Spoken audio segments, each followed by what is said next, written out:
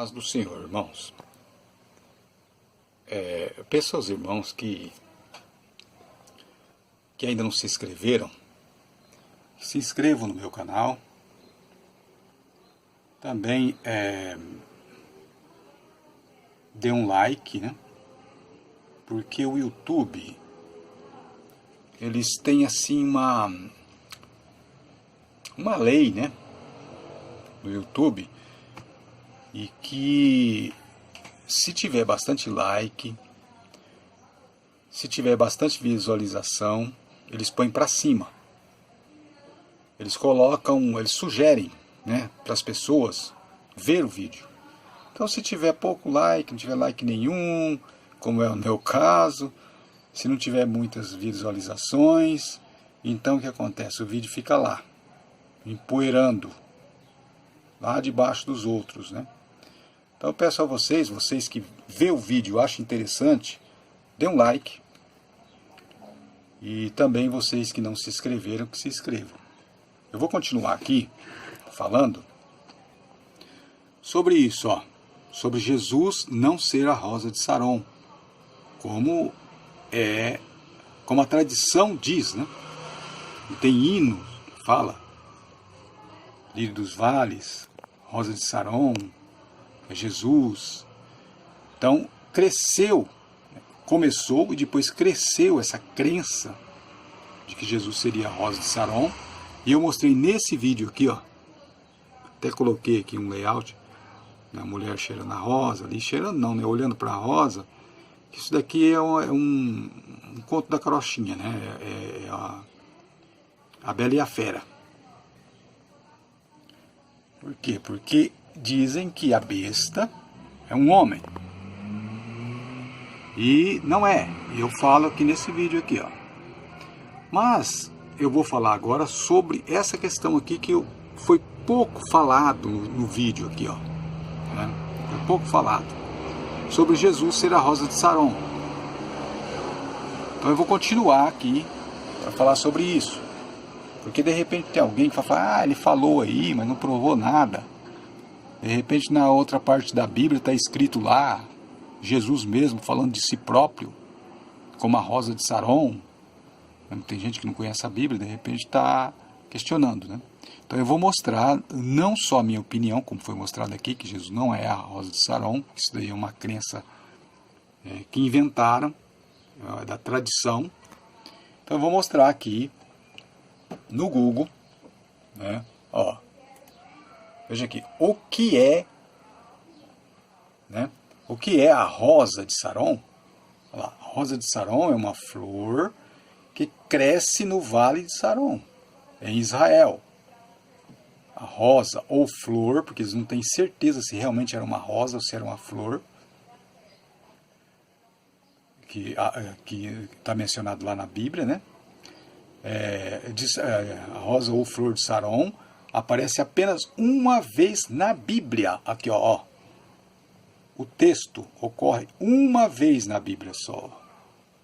No livro de Cânticos ou Cantares de Salomão. Ocorre uma vez só. É aquilo que eu mostrei. Uma vez. Então não há mais texto. Alguém tem dúvida, de repente fala, não, mas em outro lugar Jesus pode ter dito, referido a si mesmo. Ou algum dos apóstolos escreveram, referindo-se a Jesus, dizendo, chamando-o de rosa de Saron. Não. Olha lá, diz, ó. Uma vez na Bíblia só. Que é em Cânticos. Aqui, ó. Tá vendo aqui? Cânticos, ó. Capítulo 2, ó. Eu sou a rosa de Saron, lírio dos vales. Bíblia online, ó. Aí depois, o esposo diz, qual o lírio entre os espinhos? Assim como, né, o lírio entre os espinhos, é isso que quer dizer? Tal é minha amiga entre as filhas. Ele está querendo dizer aqui que ela era a mais linda de todas as mulheres de Israel, né? Então veja que a rosa de Saron era realmente uma mulher. E eu disse, uma mulher que estava em regime de prostituição com Salomão. Mas como você fala uma coisa dessa, rapaz? Regime de prostituição? Salomão vivia um regime de prostituição. Ele se casava com toda mulher que aparecia. Ele tinha num total de 1000 mulheres. Então veja que ele mesmo fala de si próprio. Ele diz, olha, eu me entreguei em todo tipo de coisa, que podemos dizer que é coisa errada, para ver no que dava. Salomão, ele fez experiência de vida. Ele tinha dinheiro, ele era rico e tal, e ele então fez todo tipo de experiência de depravação. Ele não é aquela coisa bonitinha que pintam, viu? Salomão não é, não. Salomão cometeu erros graves. Inclusive tem relato na Bíblia que na sua velhice as mulheres perverteram o seu coração e fizeram Salomão construir templos para deuses. E Salomão partiu para adorar os deuses estranhos. Então Salomão não é essa coisinha bonitinha que pintam, viu? Salomão, depois, pro fim da sua vida, ele foi rejeitado por Deus. Tanto é que Deus colocou outro no lugar dele. Então, tem gente que lê a Bíblia lá por cima e não sabe das coisas. Outra pessoa também, mas eu vou continuar aqui ainda nessa questão da Rosa de Sarão, depois eu vou comentar sobre Esther, que também é tido como uma mulher bonitinha, uma princesa que se casou com um rei, Assuero, salvou Israel, tal. Então eles não veem o lado real da coisa. Eu vou falar também sobre Esther. Vocês vão ficar espantados. Por quê? Porque a tradição pinta de um jeito, a realidade é outra. Mas por que, rapaz, que você fica tentando quebrar a tradição? Por que você fica... Se a tradição diz que Esther é a bonitinha, a princesinha, deixa ela quieto. Se a tradição fala que Jesus é a Rosa de Saron, lírio dos vales, por que você não deixa quieto, rapaz? Tá bom assim. Não. Vamos para a realidade. Vamos deixar a fantasia. Vamos deixar essa coisa essa fantasiosa. Principalmente aquela questão lá de que a besta é um homem. Sabe, essa coisa fantasiosa aí. Porque é bonito, porque, ai que bom, vai vir um homem, Jesus vai derrotar esse homem. Entenda que homem não é páreo para Cristo. Imagine, Jesus desce do céu para vencer um homem. Jesus está na condição de Deus. Como é que Deus vai lutar com um homem? A besta não é um homem. A besta são todas as nações. Aí sim, por quê? Porque Jesus... E foi dado a ele, por Deus, o domínio sobre as nações. Então, se levanta algum tipo de organização que quer dominar sobre as nações e que está dominando sobre as nações, então é páreo para Cristo. Páreo que eu estou dizendo assim, colocar diante dele para uma guerra. Seria o quê? Uma espécie de Deus. A ONU é uma espécie de Deus. Israel não vai pedir para Deus ajuda. Israel vai pedir para a ONU. Então, note que tem... O Senhor Deus disse, eu sou um Deus zeloso. O que é zeloso? É ciumento. Então, se Israel não pede mais a Deus, não tem petição a Deus, e vai pedir para a ONU, Israel confia na ONU, significa o quê? Que Deus não está gostando disso. Que Deus vai guerrear contra as nações. E as nações seria o quê? A ONU. Lê lá, Isaías, capítulo 34, você vai ver que Deus tem uma guerra contra as nações. E dá a entender ali que são nações. E existe as Nações Unidas. E Isaías 34, lê lá. E tem várias outras passagens também sobre isso, que Deus vai guerrear contra as nações. Por quê?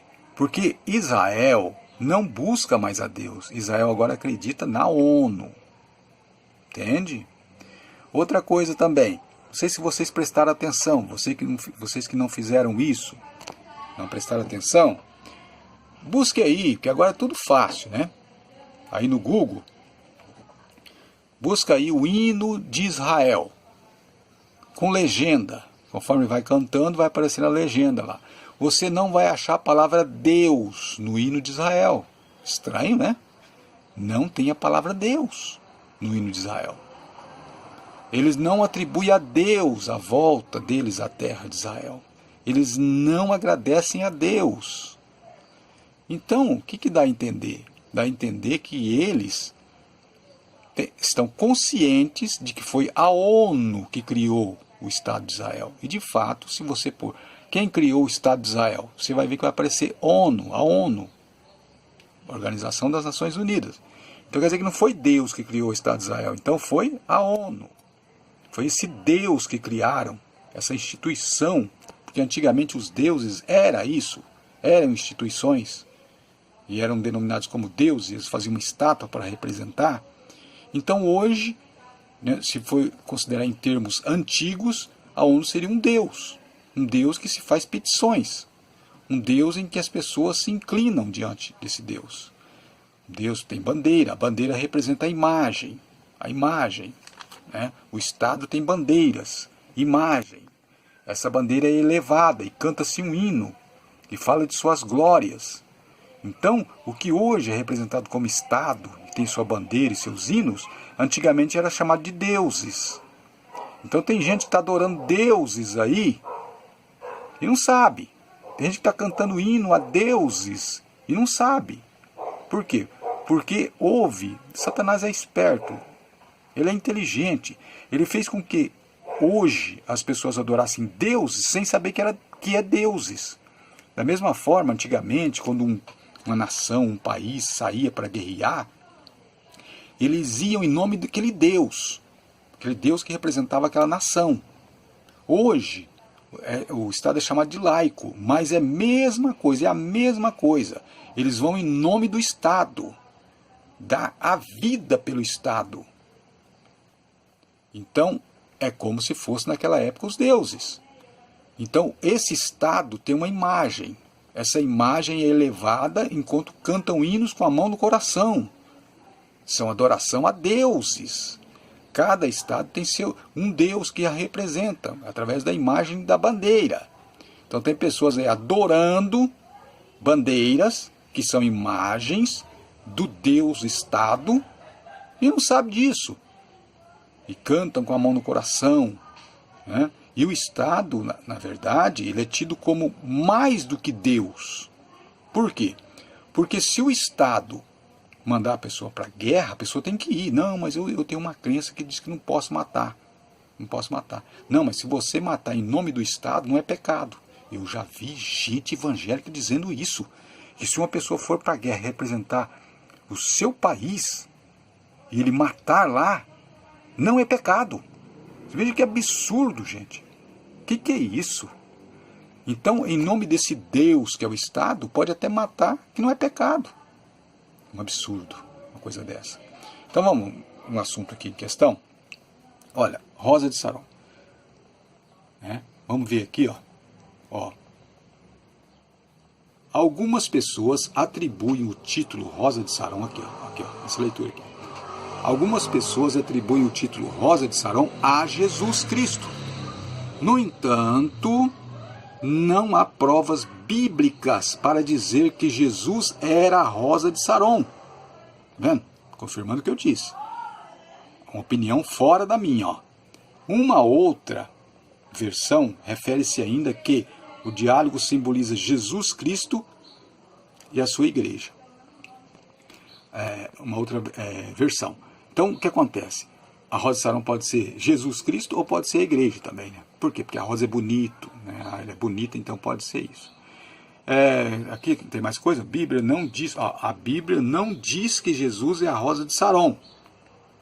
Aqui comenta. Se eu buscar aqui, então vai aparecer algum comentário aqui, ó. Tá vendo? As pessoas também perguntam, ó, qual é a verdadeira Rosa de Saron, onde tem Rosa de Saron, tal. Tem umas perguntas aqui que eu não vou buscar isso aqui agora. Então eu vou avançando aqui. Eu vou mostrar por quê. Ó, uma coisa que ninguém nunca comentou, hein? No meu canal aqui eu costumo falar coisa que ninguém nunca falou. Eu não gosto de ficar requentando coisa, ficar copiando coisa de outro canal aqui mostrando. Né? O que eu falo aqui é inédito. O que eu vou comentar aqui agora, vocês nunca ouviram falar, nunca chegaram a essa conclusão. Por que Jesus é chamado de Rosa de Saron? Porque alguém pode perguntar assim, vem cá, mas do nada inventaram isso, que Jesus é a Rosa de Saron? Pegaram o texto lá de Cânticos e simplesmente disseram, ó, Jesus falou isso? Por que fizeram isso? Gente, eu vou contar para vocês uma coisa muito séria. Toda mentira, veja bem a frase que eu vou falar aqui.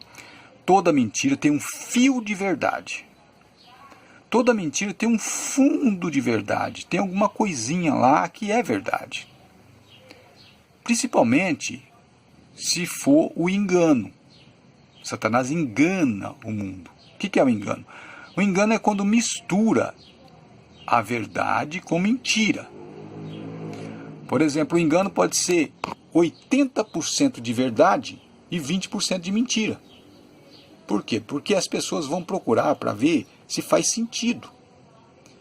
Então, de repente, o engano é 80% de verdade, 20% de mentira só. Ou pode ser 95% de verdade e 5% de mentira. O engano pode ser, tem essa porcentagem. Então, o que acontece? A mentira, nesse caso de que Jesus é a rosa de Saron, ela tem um fio de verdade, tem alguma coisa na Bíblia. Veja que nós lemos agora há pouco ali. Ele disse que só tem uma passagem. Aqui, ó, vamos ver aqui, se é aqui. Ó, olha lá. Rosa ou flor de Saron aparece apenas uma vez na Bíblia. Engano. Não é uma vez só, não. Pelo menos no que ele diz aqui, ó, flor de Saron. Ocorre mais do que uma vez. Ocorre mais do que uma vez. Mas eu vou mostrar onde é que está. Está aqui, ó. Tá vendo aqui? Olha aí.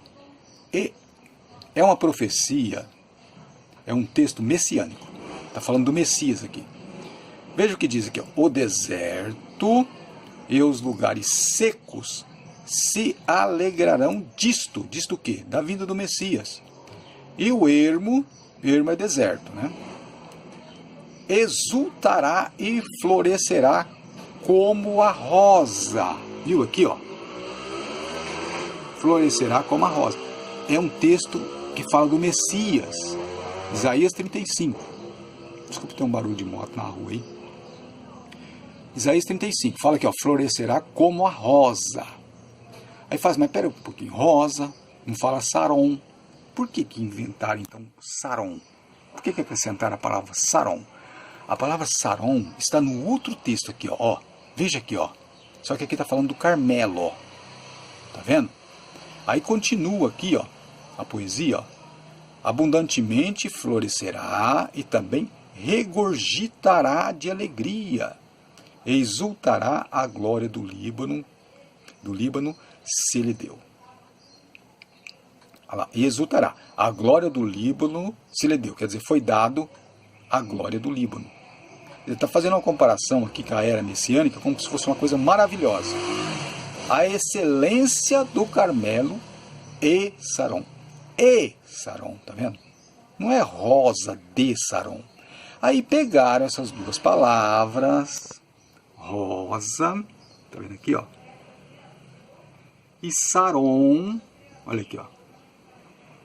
E aí pegaram um texto lá de Cânticos e falou, opa, achamos. De forma misteriosa aqui, Jesus é a rosa de Saron. Por quê? Porque está falando de Messias aqui. Vê que pegaram uma palavra aqui, outra palavra fora do contexto, quer dizer, está no contexto, mas não está no mesmo segmento, né? Não está na mesma extensão. Pegaram essas duas palavras e acharam lá no texto de Cânticos tudo junto. Falou, pá, vamos juntar tudo. Né? Vamos fazer um junto e misturado aqui.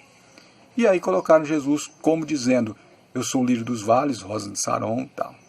Veja como que é as coisas. Voltando naquilo que eu estava dizendo. Inventaram um anticristo homem, a partir também de coisas vagas, de ideias vagas. E inventaram esse anticristo homem. E se tornou, por tradição, uma realidade. E todo mundo pega do anterior e já entra comentando. Cai de paraquedas no meio e já sai falando. Né? Pega o que foi dito anteriormente e comenta assim em cima. Não vai procurar o fundamento, não vai ver se realmente é aquilo. Não. Já pega o bonde andando e já sobe no bonde e vai embora. Gente, vamos ser mais inteligentes, vamos avaliar as coisas. Tá? Eu vou dar um outro exemplo de erros também de interpretação. De eruditos, hein? de pessoas entendidas da Bíblia, que não atentam para a realidade. Ainda batendo naquela tecla, o anticristo, veja que isso aqui eu estou usando só como pretexto para poder reafirmar que o anticristo, inclusive aquela palavra lá é uma palavra de boato, se você vê o meu vídeo anterior, eu falo lá, que João disse, ouviste que veio o anticristo, né? E depois ele diz, eu porém, dá a entender que ele diz um porém ali, ele não acredita que viria um anticristo homem, ele não acredita, João não acredita. Então na epístola de João ali, na primeira epístola de João, se vocês fizeram a leitura, vocês vão ver que João não acreditava nesse anticristo homem. Tanto é que em Apocalipse, que foi escrito por João, não ocorre a palavra anticristo e não ocorre a ideia de um homem que vai lutar com Cristo. Um homem lutar com Cristo. Não, não ocorre essa ideia. Fala a besta. A besta são nações. Né? Então o que acontece?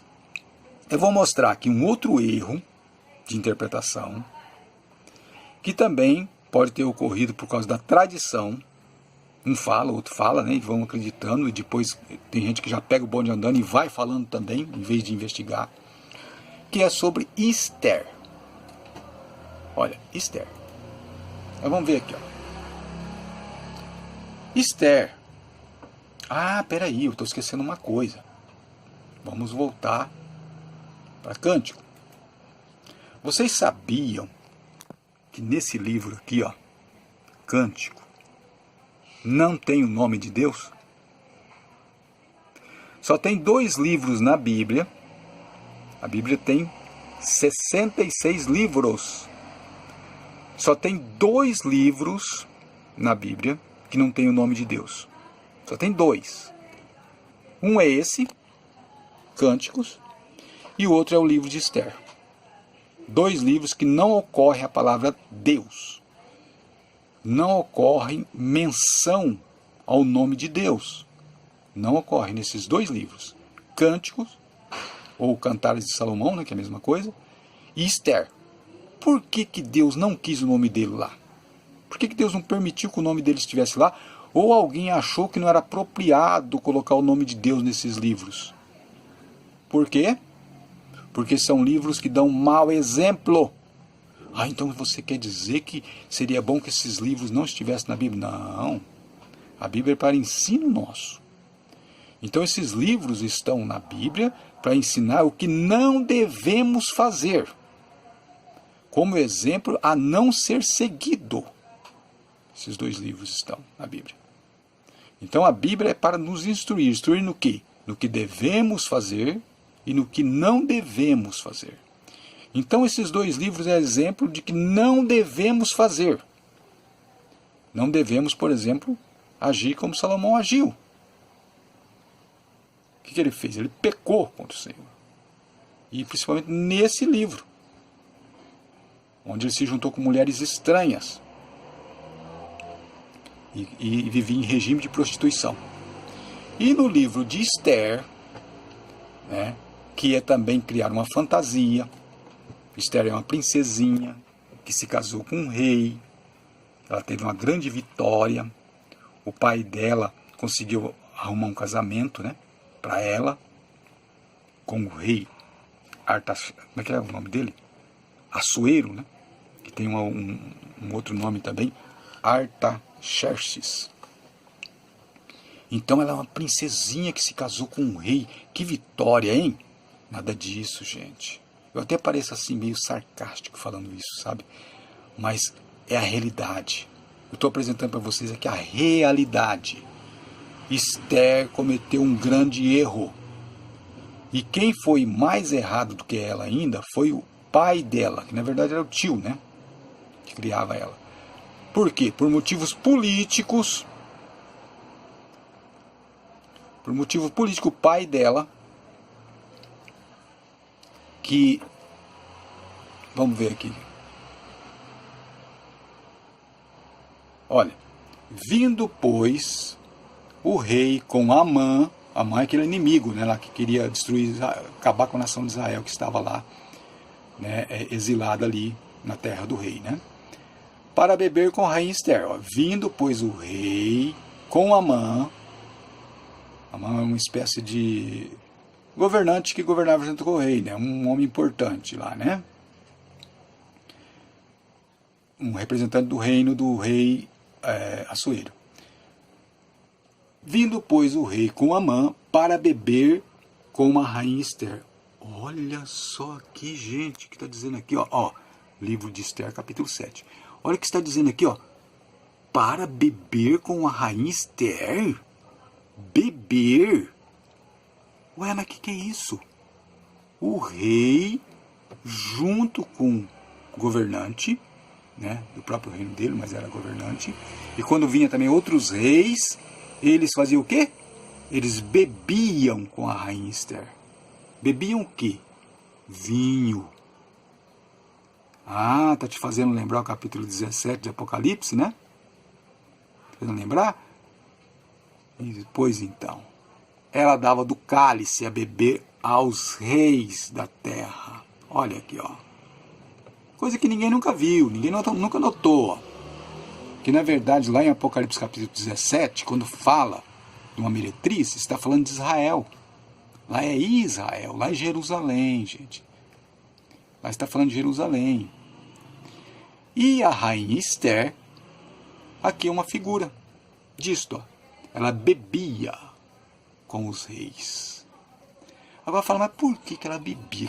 Espera um pouquinho, quer dizer que ela convidava na casa dela, lá, para beber junto com ela? Ela era que servia a cachaçada para eles lá? Era um boteco? O que era? Alguém não vai entender porque eu bebia com a rainha Esther. Acontece, gente, que esse casamento aí, que é floreado em filmes, sabe? A rainha Esther, aquela princesinha, junto com o rei, ali um rei, um jovem, né? Tudo cheio de fantasia, ele parece a Branca de Neve com o príncipe. Não é nada disso, gente, não é nada disso. O rei Assuero era um velho safado. Ele tinha várias mulheres, ele tinha um harém. E a rainha Esther, na verdade, era mais uma, era só mais uma, que substituiu Vasti. Cada dia era uma mulher.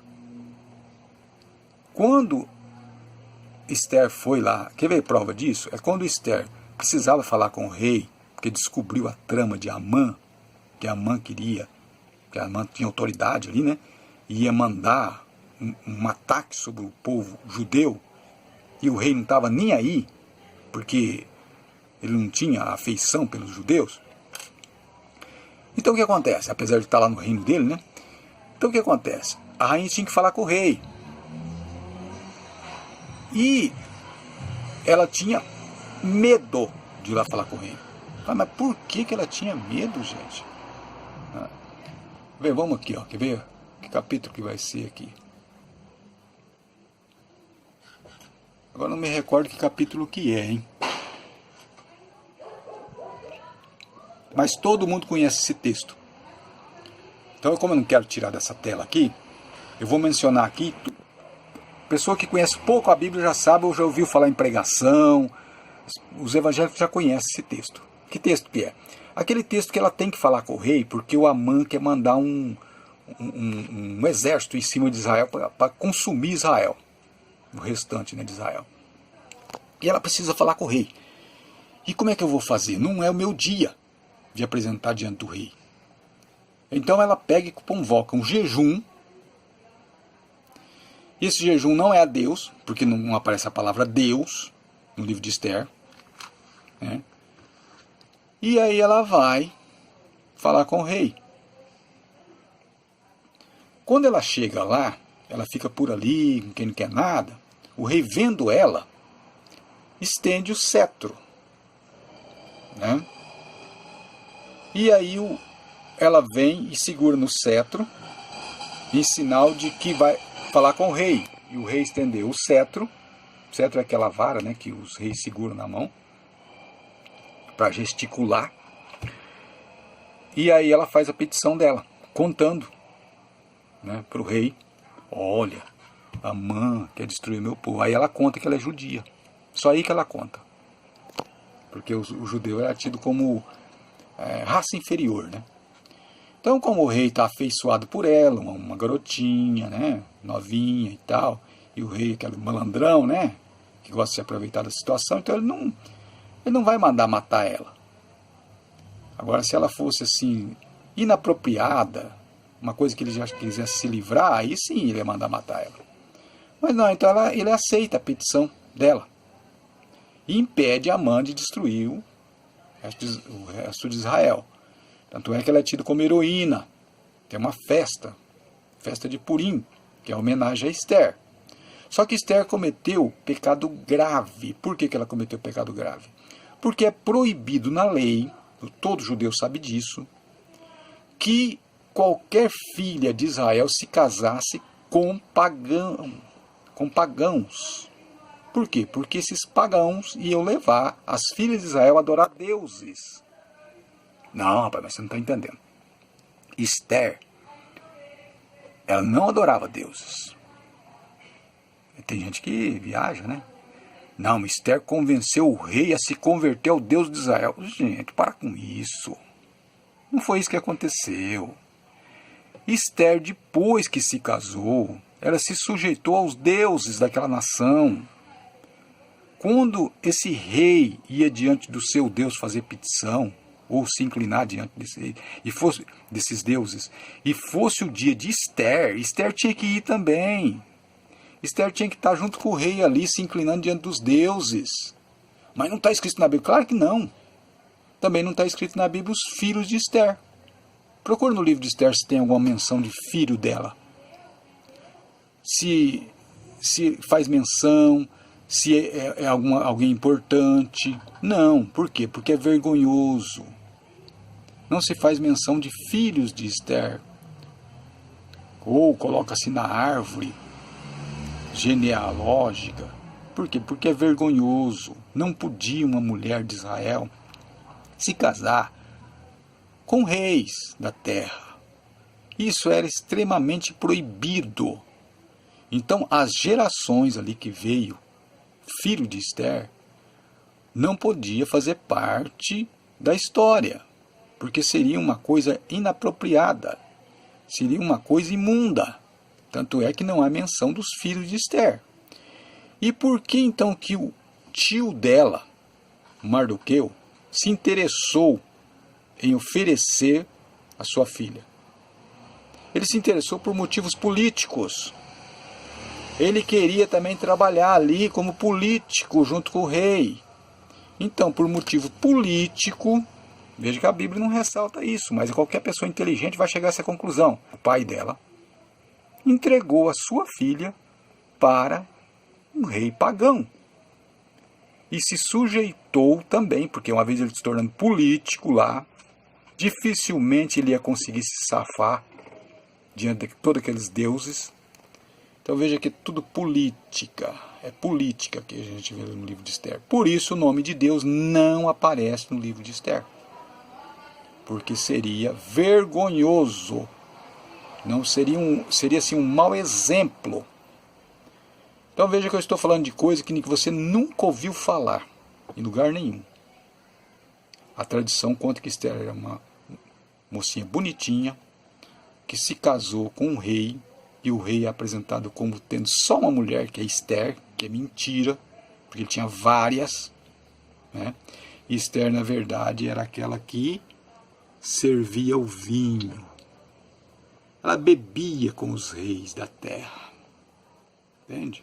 E eu vejo uma figura clara de Esther ali no capítulo 17, né, uma menção ali a Esther, no capítulo 17 de Apocalipse, que ali representa Jerusalém, aquela que se prostituiu com os reis da terra.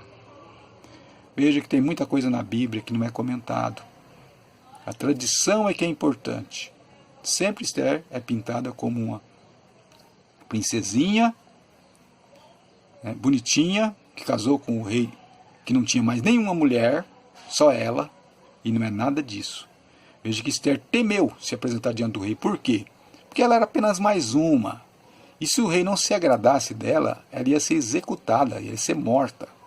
Mas o rei estendeu seu cetro e aceitou a petição dela naquele dia, porque não era o dia dela.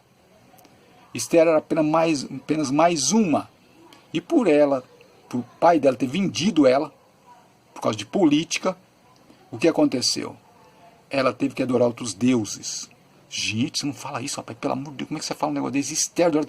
Gente, Salomão adorou outros deuses. Você acha que Esther não ia? Claro, Esther é tido como um mau exemplo.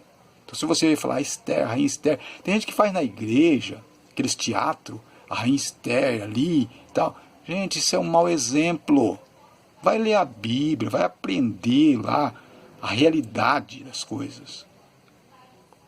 Há muita coisa oculta que o povo acredita, né? Oculta porque não quer buscar saber. O povo acredita e tem por tradição que é errado. Volta a bater na tecla. E não poderia também ser errado essa questão de acreditar que o anticristo é um homem? E que Jesus desce do céu para lutar com um homem, para guerrear com um homem, que absurdo. Homem não é páreo para Cristo na condição que ele está agora de Deus. Como é que ele vai guerrear com um homem? Não, são nações. É instituição forte. A ONU. Veja bem, capítulo 13, versículo 4 de Apocalipse. Por que diz? Diz, quem é semelhante à besta? Quem poderá batalhar contra ela? Ou seja, a besta é tão forte que não existe instituição no mundo que pode vencê-la. Para existir uma coisa tão forte que não exista uma instituição no mundo para vencer, o que é? Seria as Nações Unidas. Quando as nações se unem, se torna impossível de ser vencida.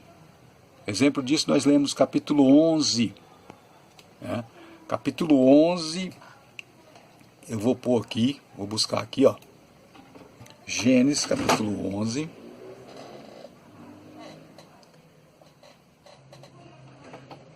Gênesis capítulo 11. Gênesis 11. Olha aqui. Veja aqui. Aqui, ó, vai falar da Torre de Babel. A ONU é um tipo de Torre de Babel moderna. Era toda a terra de uma mesma língua, de uma mesma fala. E aconteceu que, partindo eles do Oriente, todo aquele povo, né, acharam um vale na terra de Sinear. Terra de Sinear é Babilônia, viu? Lugar onde se estabeleceu Babilônia. E habitaram ali. Por isso que em Apocalipse fala da Babilônia. Babilônia, lembrando o quê? Lembrando a Torre de Babel.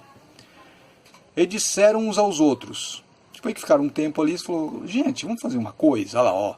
Eia, façamos tijolos e queimemo-los bem. E foi-lhes o tijolo por pedra e betume por cal. Quer dizer, eles conseguiram os materiais para fazer, né, essa torre. Olha lá. E disseram, eia, edifiquemos nós uma cidade, uma torre cujo cume toque os céus, que ficou chamado de Torre de Babel, né? Para que não sejamos espalhados sobre a face da terra. Veja, que depois que eles tiveram essa ideia de fazer uma espécie de ONU, de se juntar, ficar todo mundo junto, Deus não gostou. Olha lá, ó. Então desceu o Senhor para ver a cidade e a torre que os filhos dos homens edificavam. E disse, eis que o povo é um. Vamos dizer assim, a ideia seria o seguinte, um anjo observou o que os homens estavam fazendo e foi dar a mensagem a Deus. Essa seria a ideia. E todos têm a mesma língua. E isso que começaram a fazer, olha que coisa interessante aqui, ó. E isso que começaram a fazer, eu vou apagar a luz aqui, porque parece que essa luz aqui está atrapalhando um pouco, ó. Está tirando foco. Então desceu o Senhor, tal, né? Desceu o Senhor, que pode ser o anjo do Senhor, viu? Ele disse, eis que o povo é um e todos têm a mesma língua. Isto que começaram a fazer agora, não haverá restrição para tudo o que eles intentam fazer. Está vendo? O que acontece aqui? Acontece o seguinte, ó, veja bem. Olha, Agora ficou perigoso. Hein? Por quê? Porque eles estão juntos. Então, eles estando juntos, não haverá restrição para eles. Se eles resolverem viver uma vida de pecado e um apoiar o outro, pronto. Não há quem impeça. Tem que haver separação de povos para que um vigie o outro, para que um não concorde com o outro. Porque se eles se juntar todo mundo junto e não haver discordância, eles vão ficar sem limites. Tem que haver discordância. Imagine, gente, que a ONU quer fazer. A ONU quer fazer o seguinte, que todos tenham uma mesma opinião. Então assim, ó, é como aqui, ó, não haverá restrição para tudo que tentarem fazer. A ONU quer fazer isso, que todos concordem com a mesma ideia, para que não haja restrição, para que ninguém discorde. É o que vemos hoje, gente. Vemos hoje é o quê? Você não pode discordar. A ONU institui, olha, é o seguinte, ó. Agora sim, tem que aceitar casamento do mesmo sexo. Tem que ensinar sexo para criança na escola. Você vai discordar? Se todo mundo está concordando, todo mundo está dizendo assim, as autoridades, você não adianta você discordar. Tem país aí que teve um pai que discordou porque ensinou sexo para a filha dele na escola, e ele discordou, ele foi para a cadeia. Então, gente, a ONU está fazendo isso. Estão fazendo o que lá em Babel, ó, eles tentaram fazer, mas aí Deus fez o quê?